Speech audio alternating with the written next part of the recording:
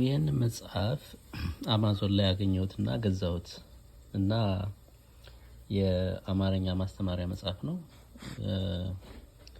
ገዝቼ እንደዚህ ውስጡን ሳየው በጣም የሚገርም ነገር አየሁ።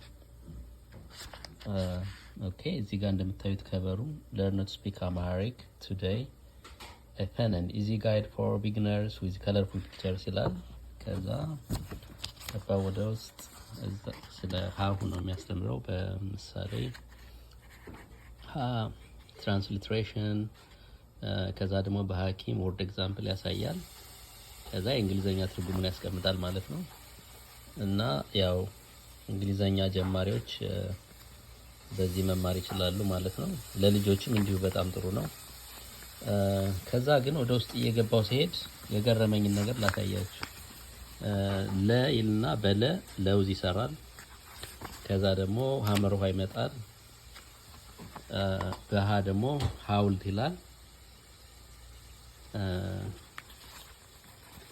እንደምታዩት ያው ከዛ ደግሞ እንግሊዘኛ ትርጉሙን ያስቀምጣል። የአቡነ ጴጥሮስ ሐውልት። ከዛ ሙሚ ማሜ ይላል። ከዛ በመ ደግሞ መሰላል። ከዛ እሳቱ ውስጥ ይመጣል። ሰሱ ሲሳሴ ስሶ። ከዛ ሰርግ ይላል። ከዛ ረሩ ጋር ይሮ። ከዛ ረጅም ይላል።